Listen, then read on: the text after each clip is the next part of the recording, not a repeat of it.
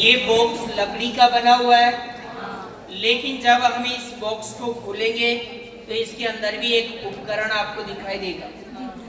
ये उपकरण कौन सा है? तो ये उपकरण इस प्रकार का है, ठीक है। जो नीचे एक प्लेट लगी हुई है, दोनों किनारों पर दो स्टैंड लगे हुए हैं, बीच में एक लोहे की नली बनी हुई है, लोहे की नली के बीच में एक कांच की नली है, कांच की नली में एक गुब्बारा हिलता हुआ दिखाई दे रहा है, ठीक है। इसे कहते हैं स्पिरिट लेवल। क्या कहेंगे इसे? Spirit level. स्पिरिट लेवल होता है ये, और ये क्या काम आता है? स्पिरिट लेवल आपका ये जो आरेख पट है, ड्राइंग बोर्ड है, इस ड्राइंग बोर्ड को समतल करने के काम में आता है। ड्राइंग बोर्ड को किस प्रकार हम समतल करेंगे? तो सबसे पहले हम इसका परिचय कर लेते हैं, इसके बारे में थोड़ी जानकारी प्राप्त कर लेते हैं। ये आप अगर गौर से देखेंगे तो इसके बीच में एक कांच की नली बनी हुई है, और कांच की नली के अंदर एक गुब्बारा हिलता हुआ दिखाई दे रहा है। ये गुब्बारा कहां से आया, किसका बना हुआ है ये उपकरण, और ये गुब्बारा हमको क्या संकेत देता है, और इसके अंदर क्या भरा हुआ है? स्पिरिट लेवल इसका नाम है। तो इसके अंदर जो ये गुब्बारा आपको दिखाई दे रहा है, ये नली के अंदर जब कुछ पदार्थ भरते हैं तो उस समय नली को पूरा नहीं भरा जाता है, नली का कुछ हिस्सा खाली छोड़ दिया जाता है। जैसे मान लीजिए आप बोतल के अंदर पानी डालते हैं, बोतल को अगर पूरा नहीं भरते हैं, बोतल को आधी खाली छोड़ते हैं तो आधा भाग बुलबुला हो जाते हैं उसमें। वैसे ही जब इस नली के अंदर कुछ डाला गया पदार्थ तो उस समय इसे पूरा नहीं भरा गया, खाली छोड़ दिया गया, जिसके कारण ये बुलबुला दिखाई देता है। इस कांच की नली के अंदर क्या भरा जाता है? तो इसके अंदर स्पिरिट भरा जाता है। क्या भरा जाता है? एल्कोहल जिसको बोलते हैं, एल्कोहल भरा जाता है। एग्जामिनर कई बार आपसे क्वेश्चन भी पूछता है जब आप फील्ड के अंदर सर्वे करते हैं उस समय इसको लेकर कि ये बुलबुला कहां से आया, इसके अंदर क्या भरा हुआ है, क्या हम इसमें पानी भर सकते हैं क्या? तो कई सारे क्वेश्चनों के आंसर आपको ध्यान में होने चाहिए। सबसे पहले इसके अंदर स्पिरिट या एल्कोहल भरा जाता है, पानी हम इसके अंदर नहीं भर सकते। क्यों नहीं भर सकते, क्या कारण है? क्योंकि हम सर्वे किसी भी क्षेत्र का कर सकते हैं, हिमालय क्षेत्र का भी हम सर्वेक्षण कर सकते हैं, पहाड़ी क्षेत्रों का भी सर्वेक्षण कर सकते हैं, मरुस्थलीय क्षेत्रों का भी सर्वेक्षण कर सकते हैं। सर्वेक्षण के दौरान जल पर जलवायु का प्रभाव पड़ता है। ठंडे प्रदेशों के अंदर जल क्या हो जाता है? जम जाता है। क्या होता है? जम जाता है। और गर्म प्रदेशों में जल भाप बनकर उड़ जाता है। तो फिर इसमें बचेगा क्या? इसी कारण उस प्रभाव को ध्यान में रखते हुए, ताकि इस पर कोई प्रभाव न पड़े, इसलिए इसके अंदर जल नहीं भरा जाता है। स्पिरिट या एल्कोहल हम इसलिए भरते हैं ताकि ये न तो इस पर जलवायु का प्रभाव होता है, न तो ये जमता है, न भाप बनकर उड़ता है। यह हमेशा इसी अवस्था में रहता है, और इसके अंदर जो बुलबुला है वो हमेशा हिलता हुआ आपको दिखाई देता है। बुलबुला हमेशा किस ओर जाता है? तो हमेशा ध्यान रखना, ऊंचाई की ओर हमेशा बुलबुला जाएगा। किस ओर जाएगा? ऊंचाई की ओर। जैसे मान लीजिए आपकी ये टेबल त्रिपाद स्टैंड आपने जो खड़ा किया है, अगर ये समतल नहीं है, इसका एक किनारा अधिक ऊंचा है, दूसरा किनारा इसका नीचा है, और इसको अगर हम रखेंगे तो बुलबुला हमेशा ऊंची किनारे की ओर ही जाएगा।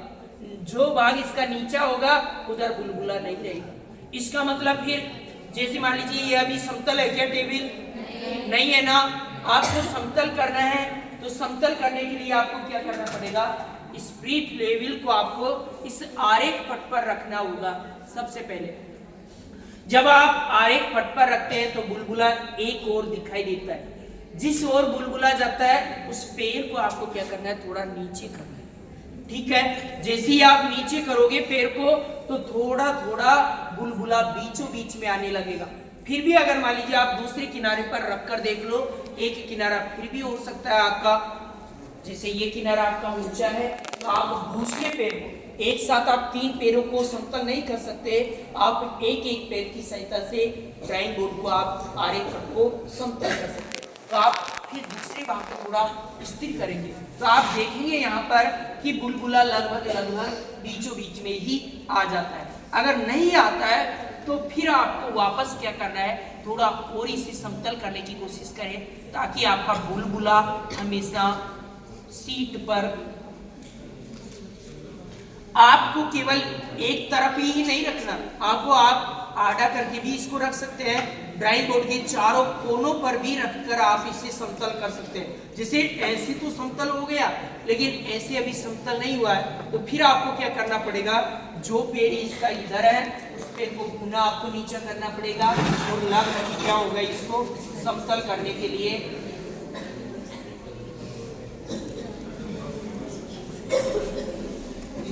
आप इनकी जो 3 टांगे बनी हुई है उनकी सहायता से आप आसानी से इसको समतल कर सकते हैं।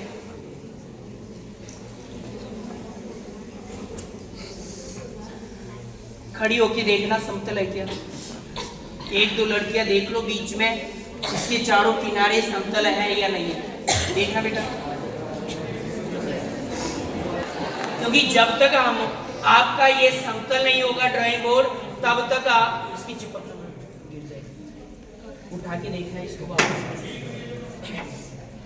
जब तक आपकी ये ड्राइंग शीट समतल नहीं होगी तब तक आप कार्य समतल नहीं कर पाओगे। क्यों?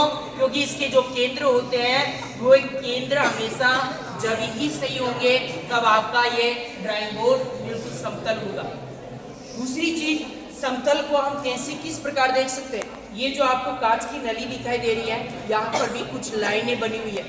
जब तक बुलबुला बिल्कुल बीचों बीच में नहीं आ जाता तब तक ये समतल नहीं होता है। जब तक बुलबुला बीच में रहेगा तभी ही ये हमारा ड्राइंग बोर्ड क्या होगा, समतल होगा। तो ये जो स्पिरिट लेवल होता है ये क्या काम आता है, क्या काम आता है, त्रिपाद स्टैंड को समतल करने के काम आता है ताकि हमारा आरेख पट क्या हो जाए, बिल्कुल समतल हो जाए। तो ये आपका तीसरा उपकरण था जिसको स्पिरिट लेवल कहते हैं। और ये आरेख पट को या कई बार क्या होता है, देखिए एग्जामिनर के द्वारा भी क्वेश्चन पूछे जाते हैं और आपको भी ध्यान में होना चाहिए।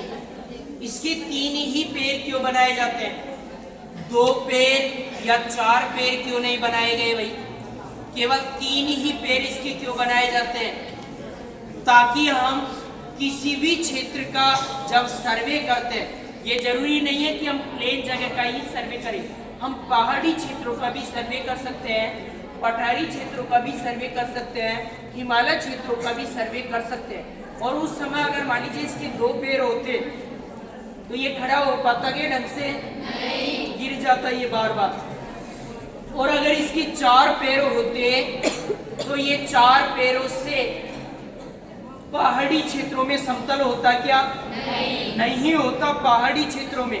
इसलिए इसके केवल कितने पैर बनाए जाते हैं, ताकि हम किसी भी क्षेत्र के अंदर इसे आसानी से समतल कर सकते हैं।